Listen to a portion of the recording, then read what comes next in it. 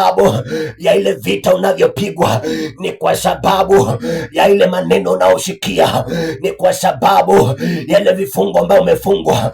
Sikia nikwambie, ile fungo sio kitu kwako, manake Mungu anatumanisha malaika wa kukatakata ile nyororo. Sikia, nyororo zikakatika na majamaa wakawa huru. Hata wewe zile nyororo lazima zitakatika na utawekwa huru katika jina la Yesu. Zile nyororo za vilio, zile nyororo za mateso, zile nyororo za kukosa, zile nyororo za mahangaiko lazima zitakatika. Nyororo za kukosa ndoa lazima zitakatika.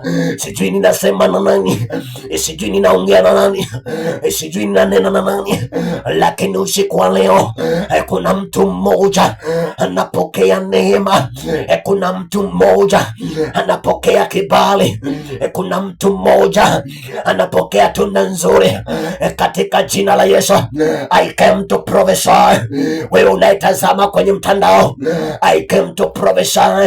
Kinachokula wazazi hakitakula wewe tena, hakitakula watoto wako, kwa sababu Mungu amepeana neema, amepeana kibali ya kwamba this generation haitakuwa ya kulia tena, haitakuwa ya kuhangaika tena. Wewe Mungu amekuteua uweze kuinua watu wengine. Wewe mtu wa Mungu umeweza kuinuliwa ili uweze kushika wateule wa Mungu. Niko hapa nitangaze ushindi wa Bwana uko kwako. Haijalishi ni mangapi, haijalishi ni mangapi. Dada, umesikia mangapi? Ndugu, umesikia mangapi?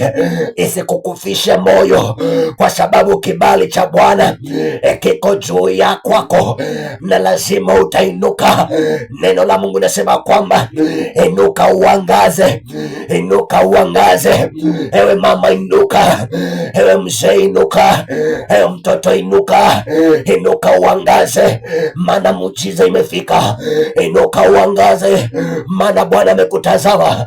Inuka uangaze, maana umeonekaniwa. Inuka uangaze, maana umetembelewa. Mimi sijui unapitia hali gani, lakini Baba yangu wa mbinguni ameweza kukuona.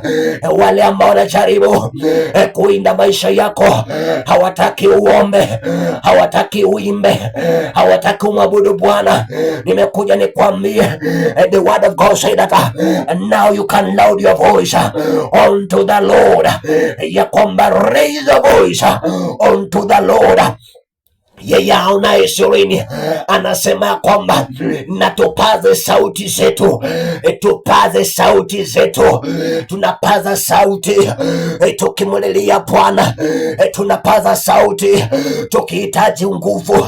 Tunataka tutiwe nguvu, manake huduma inahitaji nguvu, maisha inahitaji nguvu, watoto wetu wanahitaji nguvu, waume wetu wanahitaji nguvu, wake wetu wanahitaji nguvu, ndugu na dada wanahitaji nguvu.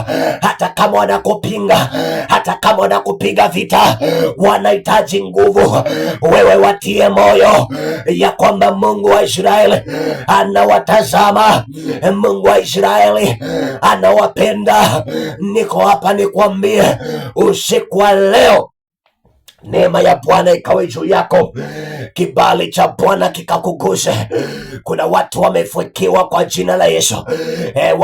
Yakabababaya. Kuna watu wamefikiwa kwa jina la Yesu.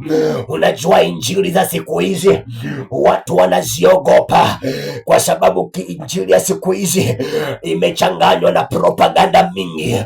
Lakini sikia mpendwa, nikwambie, injili ya receive ilipitwa na wakati. Injili ya masaa haya ni injili ya kuambia watu wa Mungu, can we repent? Can we repent? Injili ya leo ni ya kwamba tuungane pamoja na tutembee kwa upendo, tutembee kwa upendo, bila ya chuki, bila ya dharau, bila ya masengenyo, bila ya wivu. Tusonge mbele kwa jina la Yesu. Mungu anakutazama, anauliza mwanangu, je, ungependa nikutendee nini? Hilo ndilo swali ambalo Mungu anakuuliza jioni leo. Ungependa akutendee nini? Ungependa Mungu akutendee nini? Kuna watu wamekaa wakilia, kuna vitu ambavyo watu wangependa watendewe, kuna vitu ambavyo watu wangependa watendewe. Sijui mpendo, ungependa utendewe nini? Anza kumwambia Jehova, ningependa unitendee hiki na kile, manake nimekaa kwenye rejection vya kutosha.